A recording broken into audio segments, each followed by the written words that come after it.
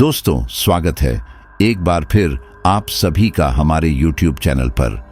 दोस्तों, कहानी शुरू करने से पहले आपसे एक छोटी सी गुजारिश है कि आप अपने ईयरफोन को अपने कानों में ढंग से लगा लीजिए, क्योंकि यह कहानी बहुत ही बेहद डरावनी होने वाली है। अगर आपको कहानी अच्छी लगे तो वीडियो को लाइक करें और चैनल को सब्सक्राइब जरूर करें, ताकि हमारी नई कहानी आप तक आसानी से पहुंच सके। तो चलिए बिना किसी देरी के शुरुआत करते हैं आज की इस रोमांचक कहानी की शुरुआत होती है एक सुनसान गांव से, जो चारों ओर घने जंगलों से घिरा था। इस गांव का नाम था कर्णपुर, लेकिन इस नाम से ज्यादा लोग इसे शापित गांव के नाम से जानते थे। कहा जाता है कि यहाँ रात के समय एक ऐसी शक्ति घूमती थी जो जवान आदमियों को अपनी ओर खींच लेती और फिर वे कभी लौट कर नहीं आते। रात के समय गांव में सन्नाटा पसरा रहता था। कोई भी व्यक्ति घर से बाहर नहीं निकलता था, खासकर जब चंद्रमा पूरा होता। इस गांव के बाहर एक पुराना टूटा फूटा हवेली नुमा मकान था, जिसे लोग रक्ता हवेली कहते थे। कहा जाता था कि यहाँ एक चुड़ैल का वास था, एक ऐसी चुड़ैल जो हवस की प्यासी थी। गांव के बुजुर्गों के अनुसार यह चुड़ैल पहले एक खूबसूरत महिला थी। उसकी सुंदरता की मिसाल दी जाती थी, लेकिन उसकी आत्मा उतनी ही काली थी। उसकी इच्छाएं अनंत थीं और वह किसी भी आदमी को अपने वश में कर सकती थी। एक दिन गांव के तांत्रिक ने उसकी काली इच्छाओं को रोकने के लिए उसे बंदी बना लिया, परंतु हर 100 साल में एक बार वह अपनी कैद से मुक्त हो जाती थी और तबाही मचाने लगती थी। इस बार भी वही समय करीब आ रहा था। गांव के युवा आदित्य को इन कहानियों पर विश्वास नहीं था। उसने अपने दोस्तों को चुनौती दी कि वह अकेले उस रक्ता हवेली के पास जाकर आएगा। दोस्तों ने उसे समझाने की बहुत कोशिश की, लेकिन वह नहीं माना। उस रात जब पूरा गांव सो रहा था, आदित्य अपने मोबाइल की टॉर्च जलाए रक्ता हवेली की ओर बढ़ा। हवेली के पास पहुंचते ही उसे ठंडी हवा का झोंका महसूस हुआ, जैसे कोई अदृश्य शक्ति उसके आसपास मंडरा रही हो। वह हिम्मत करके आगे बढ़ा और दरवाजा धक्का देकर अंदर चला गया। अंदर घुप अंधेरा था, लेकिन उसकी टॉर्च की रोशनी में धूल और जाले दिख रहे थे।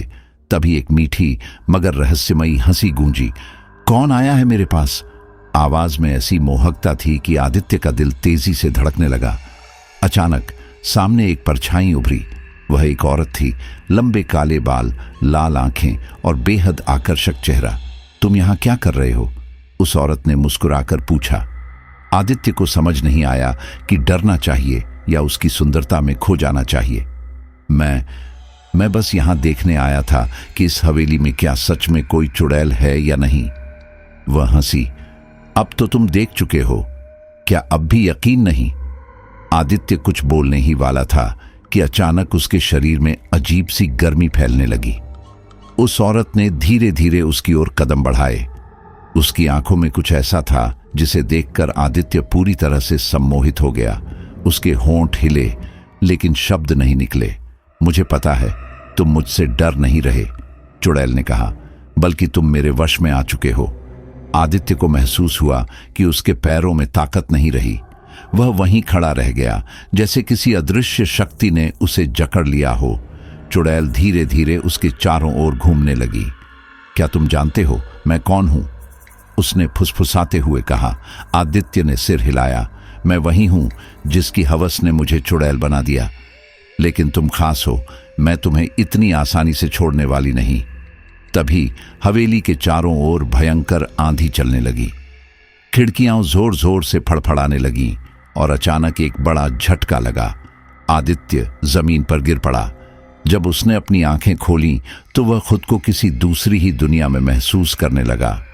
आदित्य ने खुद को संभालने की कोशिश की, लेकिन उसके शरीर में ताकत नहीं थी। वह चारों ओर देखने लगा, लेकिन अब हवेली का वह टूटा फूटा रूप पूरी तरह बदल चुका था। वह किसी विशाल भव्य कक्ष में था, जिसके चारों ओर लाल रोशनी थी।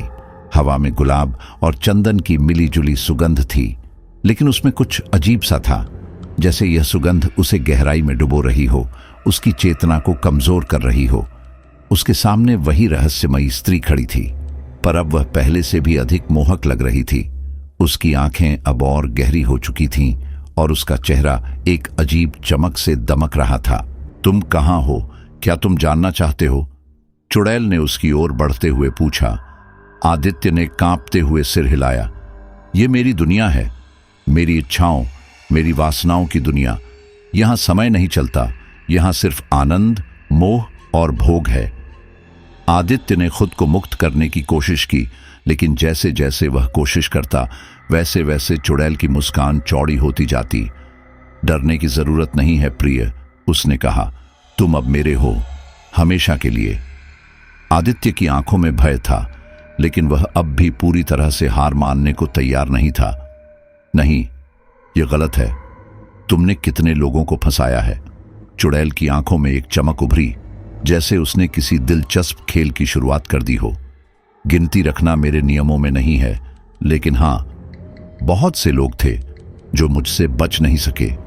वे सभी यही हैं, इस दुनिया में खो चुके हैं, और अब तुम भी। आदित्य ने अपनी पूरी हिम्मत जुटाकर उससे दूर हटने की कोशिश की।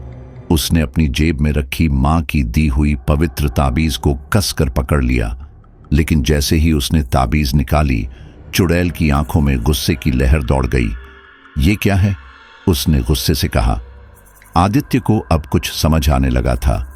यह कोई साधारण भूतनी नहीं थी, बल्कि एक प्राचीन दुष्ट आत्मा थी, जिसे किसी विशेष शक्ति से ही हराया जा सकता था। ताबीज को देखते ही चुड़ैल थोड़ा पीछे हटी, लेकिन जल्द ही उसने खुद को संभाल लिया। तुम ये सोच रहे हो कि यह छोटी सी चीज मुझे रोक लेगी? उसने ठहाका लगाया। लेकिन यह तुम्हारी सबसे बड़ी भूल होगी। अचानक पूरे कक्ष में अजीब सी आवाजें गूंजने लगी। दीवारों से साए निकलने लगे, जो धीरे धीरे इंसानों की आकृतियां लेने लगे। ये वही लोग थे जिन्हें वह चुड़ैल अपने मायाजाल में फंसा चुकी थी। उनकी आंखें खाली थीं, जैसे उनमें कोई आत्मा ही न हो। देखो, ये वे लोग हैं जो मुझसे बच नहीं सके, और अब तुम्हारी भी यही किस्मत होगी। आदित्य को अपनी हार सामने दिखने लगी, लेकिन तभी उसे अपने दादाजी की कही हुई एक बात याद आई। असली शक्ति बाहरी चीजों में नहीं, बल्कि तुम्हारे विश्वास में होती है। अगर तुम्हें अपने अस्तित्व पर पूरा भरोसा है, तो कोई भी अंधेरा तुम्हें निगल नहीं सकता। उसने हिम्मत जुटाई और पूरी ताकत से ताबीज को अपने सीने से लगाकर मंत्र पढ़ने लगा। AUM ह्रीं क्लीं स्वाहा। चुड़ैल की चीख गूंज उठी। उसका चेहरा विकृत होने लगा। उसकी सुंदरता धीरे धीरे गायब हो रही थी। नहीं, यह नहीं हो सकता, वह बेतहाशा चीखी। चारों ओर हवा का तूफान उठने लगा। हवेली हिलने लगी। चारों ओर से तेज रोशनी फूटने लगी, और फिर चुड़ैल की चीखों से पूरी हवेली कांप रही थी। उसके चेहरे की सुंदरता धीरे धीरे विकृत होने लगी। उसकी आंखों का लाल रंग काला पड़ने लगा, और उसके लंबे बाल खुद ब खुद जलने लगे। आदित्य को अब समझ आ चुका था कि यह ताबीज सिर्फ एक प्रतीक नहीं था, बल्कि इसमें कोई दिव्य शक्ति थी जो इस दुष्ट आत्मा को कमजोर कर सकती थी। वह अपनी पूरी हिम्मत जुटाकर मंत्र का उच्चारण करने लगा। AUM ह्रीं क्लीं स्वाहा, AUM नमः शिवाय। जैसे ही उसने मंत्र दोहराना शुरू किया, चुड़ैल की तकलीफ बढ़ती गई। उसने अपने लंबे नाखूनों से खुद को ही खरोंचना शुरू कर दिया। उसकी काया अब एक घिनौने और भयानक रूप में बदल चुकी थी। रुको, बंद करो, वह चीखी। अगर तुमने इसे जारी रखा तो यह तुम्हारे लिए भी खतरनाक होगा। आदित्य ने उसकी बातों पर ध्यान नहीं दिया। उसने अपनी जेब से ताबीज निकाला और पूरी शक्ति से उसे हवा में उठाया। अचानक हवेली के अंदर तेज उजाला हुआ। जो आत्माएं अब तक बेजान थीं, वे भी इस उजाले में कुछ हरकत करने लगीं। चुड़ैल अब पूरी तरह तड़पने लगी थी। आदित्य, अगर तुमने यह सब नहीं रोका तो तुम भी मेरे साथ इस श्राप में फंस जाओगे। लेकिन आदित्य को अब डर नहीं था। वह मंत्रों का जाप करता रहा। धीरे धीरे चुड़ैल का शरीर जलने लगा, जैसे कोई आग उसकी आत्मा को भस्म कर रही हो। और फिर एक जबरदस्त धमाका हुआ। पूरी हवेली हिल उठी। हवेली की दीवारों से भूतिया साए बाहर निकलने लगे, जैसे किसी ने उन्हें मुक्त कर दिया हो। जमीन फटने लगी और एक गहरी काली खाई प्रकट हो गई। चुड़ैल अब पूरी तरह कमजोर हो चुकी थी। नहीं, मैं अभी हार नहीं सकती, उसने गुस्से से कहा। लेकिन अब बहुत देर हो चुकी थी। एक आखिरी चीख के साथ वह काली खाई में समा गई। हवेली के अंदर फैला अंधेरा धीरे धीरे गायब होने लगा और उन कैद आत्माओं ने एक गहरी सांस ली। आदित्य अब भी वहीं खड़ा था, उसकी सांसें तेज चल रही थीं। उसने अपने चारों ओर देखा। हवेली की दीवारें अब जर्जर हो चुकी थीं, जैसे यह कभी की बर्बाद जगह हो। चुड़ैल के जाते ही यहाँ की रहस्यमयी ऊर्जा भी खत्म हो गई थी। आदित्य को समझ नहीं आ रहा था कि वह जिंदा कैसे बचा, लेकिन फिर अचानक उसे एहसास हुआ यह ताबीज ही उसकी रक्षा कर रहा था। वह जल्दी से हवेली से बाहर निकला। बाहर आकर उसने देखा कि आसमान साफ हो चुका था। चांदनी पहले से ज्यादा उजली लग रही थी और सबसे अजीब बात, गांव में बहने वाली ठंडी हवा अब हल्की और शांत थी। वह गांव की ओर भागा। जब वह गांव पहुंचा तो सभी लोग हैरान थे। आदित्य, तुम जिंदा कैसे बचे? किसी ने पूछा। उसने लंबी सांस ली और कहा, वह खत्म हो चुकी है, अब यह गांव सुरक्षित है। गांव के बुजुर्गों ने एक दूसरे की ओर देखा और फिर आसमान की ओर देखा, जैसे उन्हें विश्वास नहीं हो रहा था कि जो सदियों से एक श्राप बना हुआ था वह अब खत्म हो चुका था। लेकिन क्या यह वास्तव में अंत था? क्योंकि जब आदित्य रात में अपने घर में सोने गया तो उसने खिड़की से बाहर देखा। दूर हवेली के पास एक परछाई खड़ी थी और वह मुस्कुरा रही थी। आदित्य की रीढ़ में एक ठंडक दौड़ गई। वह खिड़की से पीछे हटने ही वाला था कि परछाई अचानक गायब हो गई। उसने गहरी सांस ली और खुद को समझाने की कोशिश की कि शायद यह उसका भ्रम था, लेकिन मन के किसी कोने में एक डर अभी भी जिंदा था। सुबह होते ही गांव के लोग आदित्य के पास आए। बुजुर्गों ने उसे धन्यवाद दिया, लेकिन उनके चेहरों पर अभी भी एक बेचैनी थी। गांव के पुजारी ने कहा, आदित्य, तुमने एक महान कार्य किया है, लेकिन चुड़ैल का अंत वास्तव में हुआ या नहीं, यह सुनिश्चित करना होगा। क्या मतलब? आदित्य ने पूछा। पुजारी ने गंभीर स्वर में कहा, कुछ आत्माएं पूरी तरह नष्ट नहीं होती, वे वापस आने का रास्ता खोजती हैं। हमें यह सुनिश्चित करना होगा कि वह दोबारा किसी को नुकसान न पहुंचा सके। गांव के कुछ लोग आदित्य के साथ फिर से उस हवेली की ओर गए। वहां अब भी राख फैली हुई थी और हवेली का ढांचा बुरी तरह जर्जर लग रहा था। लेकिन जैसे ही वे अंदर पहुंचे, उन्हें वहां की जमीन पर अजीब निशान मिले, जैसे किसी ने अपने नाखूनों से उसे कुरेदा हो। यह क्या हो सकता है? एक व्यक्ति फुसफुसाया। आदित्य ने ताबीज को कसकर पकड़ा और चारों ओर देखा। वहां एक टूटी हुई दीवार के पास एक पुराना दर्पण रखा था। वह दर्पण आधा टूटा था, लेकिन उसमें कुछ असामान्य दिख रहा था। जब आदित्य ने उसमें झांका तो उसकी सांसें थम गईं। दर्पण में उसकी परछाई नहीं दिख रही थी, बल्कि कोई और दिख रहा था। वह वही चुड़ैल थी। उसकी आंखों में वही कुटिल मुस्कान थी। और फिर उसने फुसफुसाकर कहा, तुमने सोचा कि सब खत्म हो गया, लेकिन यह सिर्फ शुरुआत है। मैं वापस आऊंगी। अचानक दर्पण में दरारें पड़ने लगीं। आदित्य घबराकर पीछे हटा, लेकिन उससे पहले ही दर्पण जोर से छटक कर बिखर गया। हवेली के अंदर की हवा अचानक भारी हो गई। पुजारी ने जोर से मंत्र पढ़ना शुरू कर दिया और बाकी लोग भी पीछे हट गए। यह संकेत अच्छा नहीं है, पुजारी ने कहा। हमारी लड़ाई अभी खत्म नहीं हुई है। आदित्य अब समझ चुका था कि चुड़ैल पूरी तरह से खत्म नहीं हुई थी। शायद उसने अपने अस्तित्व को किसी और रूप में छिपा लिया था, या फिर किसी नई योजना के साथ वापस आने वाली थी। गांव वालों ने उस हवेली को पूरी तरह सील करने का फैसला किया। चारों ओर गंगा जल और राख डालकर उसे बंद कर दिया गया और पुजारी ने एक विशेष यज्ञ करवाया ताकि वह दोबारा प्रकट न हो सके। लेकिन आदित्य के मन में अभी भी बेचैनी थी। रात के समय जब वह अपने घर में सोया तो अचानक उसकी आंखें खुल गईं। कमरे में ठंडक बढ़ गई थी। खिड़की के पर्दे बिना हवा के भी हिल रहे थे और फिर उसके कानों में एक जानी पहचानी फुसफुसाहट गूंजी, मैं लौटूंगी। आदित्य के शरीर में झुरझुरी दौड़ गई। वह हड़बड़ाकर बिस्तर से उठा और कमरे की हर चीज को ध्यान से देखने लगा। बाहर चांदनी हल्की थी, लेकिन खिड़की के पर्दे बिना हवा के भी हिल रहे थे। उसके दिल की धड़कन तेज हो गई। क्या यह सच में हुआ था या फिर उसका दिमाग उसे भ्रम में डाल रहा था? उसने गहरी सांस ली और खुद को समझाने की कोशिश की कि यह बस उसका डर था। लेकिन फिर दीवार पर एक परछाई उभरी। यह उसकी अपनी परछाई नहीं थी, वह धीरे धीरे बड़ी हो रही थी, जैसे कोई साया उसकी ओर बढ़ रहा हो। आदित्य की रीढ़ में ठंडक दौड़ गई। उसने झटके से ताबीज को पकड़ लिया और मंत्र बुदबुदाने लगा। परछाई वहीं रुक गई। आदित्य, उसके कानों में वह जानी पहचानी फुसफुसाहट गूंजी। उसने कांपते हुए चारों ओर देखा, लेकिन वहां कोई नहीं था। लेकिन आवाज अब और तेज हो गई थी। मैं लौट आई हूं। तभी अचानक कमरे की लाइट झपकने लगी। अलमारी के दरवाजे खुद ब खुद खुलने लगे। खिड़की के शीशे पर किसी के लंबे नाखूनों से खरोंच के निशान बनते चले गए। आदित्य को समझ नहीं आ रहा था कि क्या करे।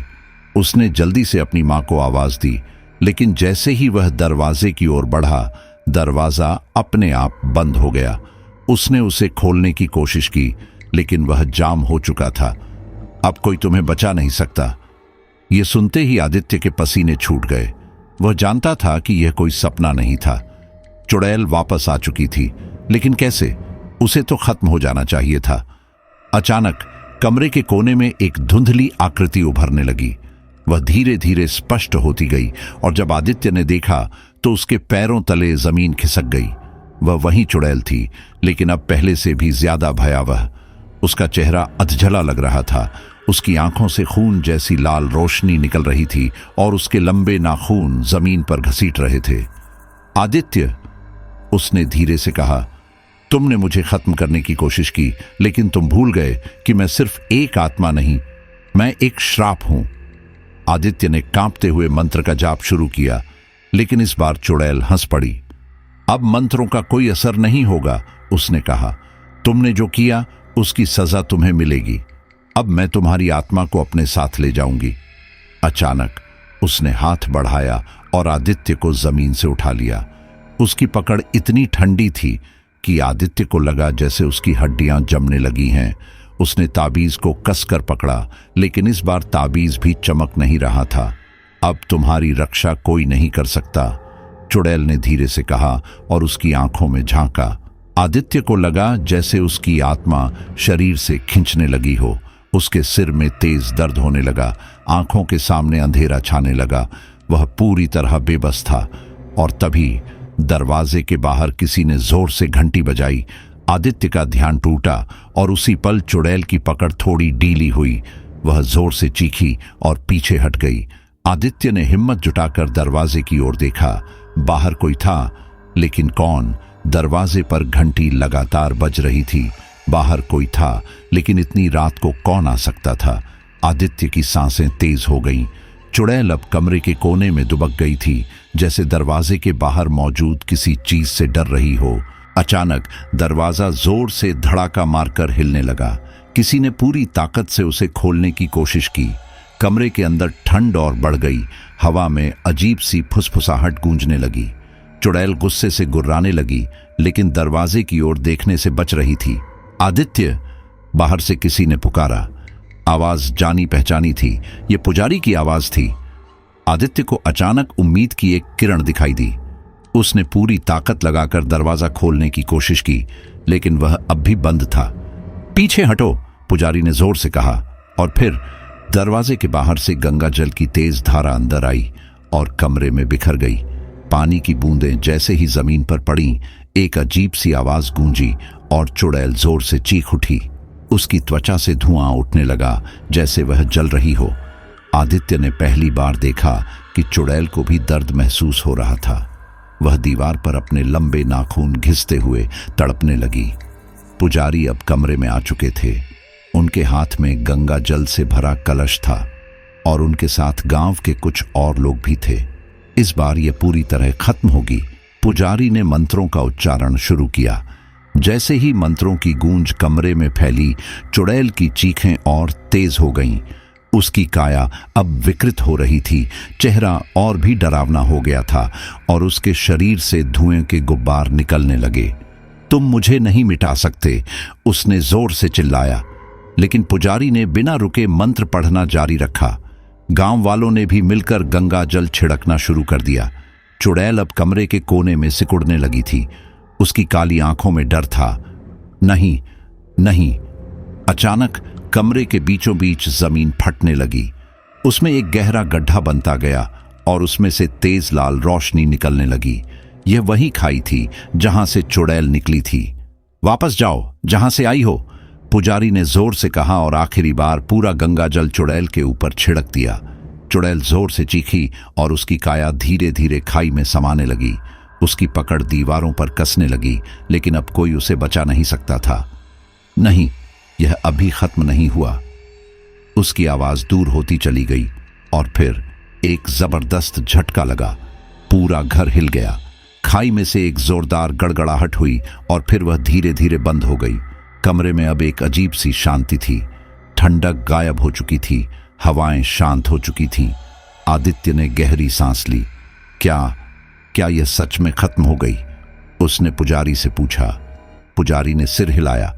यह खत्म हो गई, कम से कम अभी के लिए, लेकिन हमें सावधान रहना होगा। कभी कभी बुरी आत्माएं पूरी तरह नहीं मरती, वे वापस आने का कोई ना कोई रास्ता खोज ही लेती हैं। आदित्य ने खिड़की से बाहर देखा।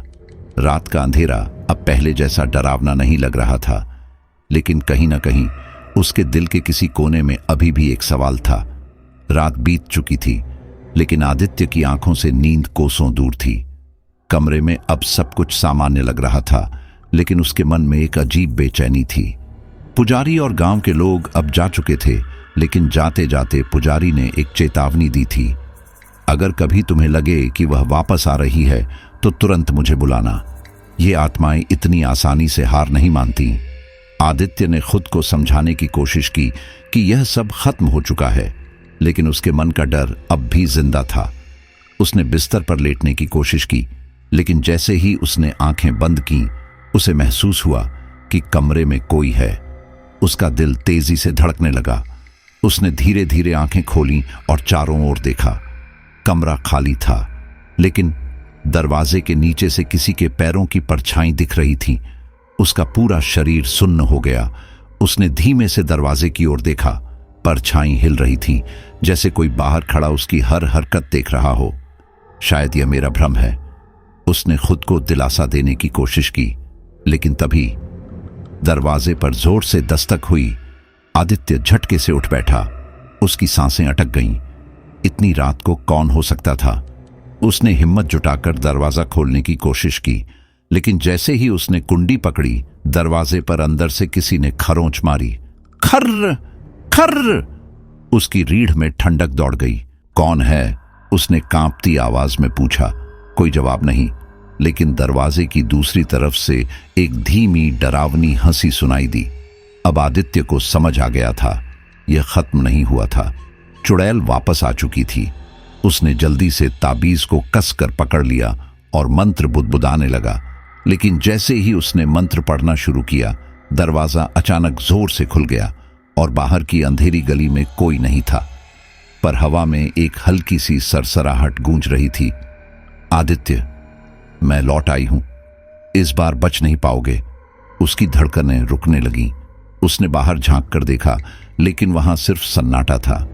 आदित्य के पैरों तले जमीन खिसक गई।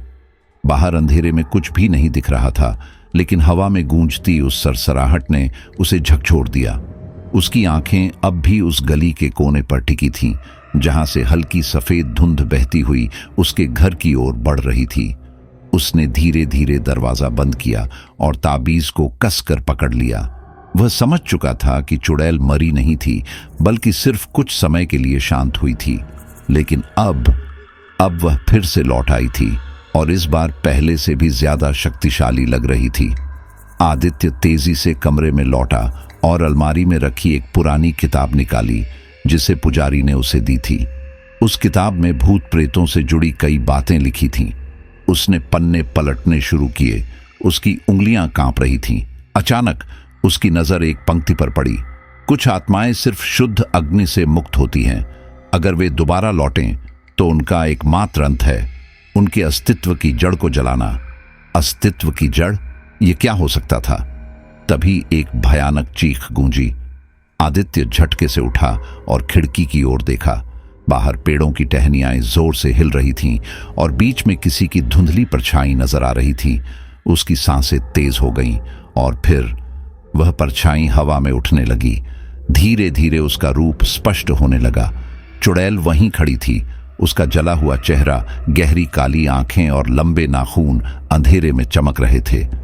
तुमने मुझे खत्म करने की कोशिश की थी आदित्य।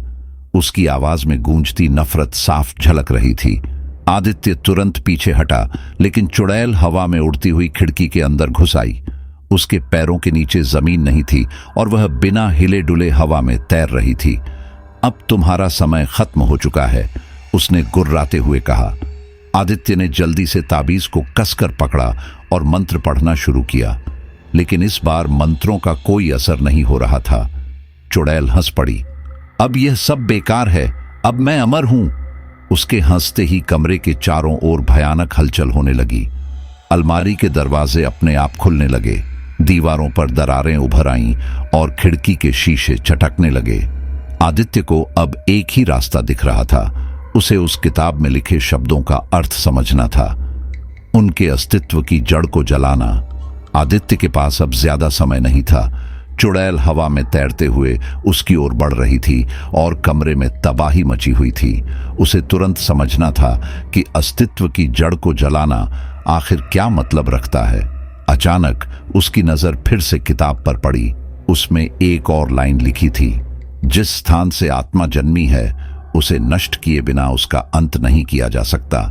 अब आदित्य को समझ आ गया था, चुड़ैल का असली अंत तभी होगा जब वह उस जगह को जलाएगा जहां से उसने जन्म लिया था, वह खाई जहां से वह बाहर आई थी। लेकिन समय बहुत कम था। चुड़ैल अब ठीक उसके सामने थी। उसकी लंबी नुकीली उंगलियां आदित्य की गर्दन तक पहुंचने ही वाली थीं। आदित्य ने अपनी पूरी ताकत जुटाई और किताब को उठाकर उसमें लिखे अंतिम मंत्र को पढ़ा। अग्नितस्य नाशयति यत्र आत्मा उत्पन्ना।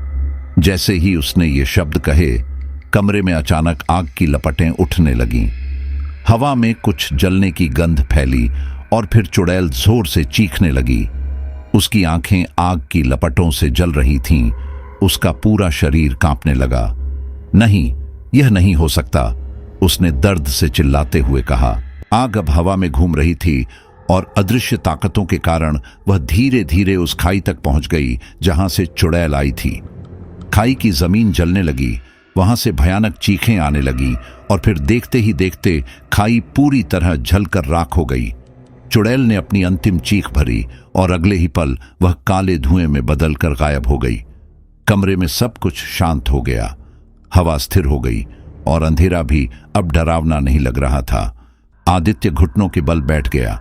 वह जिंदा था। यह सब वाकई खत्म हो चुका था। कुछ ही देर में गांव के लोग और पुजारी वहां आ पहुंचे।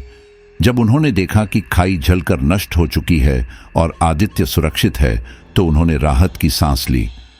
पुजारी ने मुस्कुराते हुए कहा, तुमने बहुत हिम्मत दिखाई बेटा, अब यह आत्मा कभी वापस नहीं आएगी। आदित्य ने खिड़की से बाहर देखा। सूरज उग चुका था। अब कोई डर बाकी नहीं था। लेकिन इस भयानक रात ने उसे एक सीख दी थी। अंधकार कितना भी शक्तिशाली क्यों न हो, अंततः प्रकाश ही उसे मिटाता है। अगर आपको यह कहानी पसंद आई हो तो लाइक, कमेंट और सब्सक्राइब करना न भूलें। आपका प्यार और सपोर्ट हमें और भी रोमांचक और खौफनाक कहानियां लाने के लिए प्रेरित करता है। जल्द मिलेंगे एक और डरावनी कहानी के साथ। तब तक के लिए सुरक्षित रहें और सतर्क रहें, क्योंकि कौन जाने अगली बार अंधेरे में क्या छुपा हो।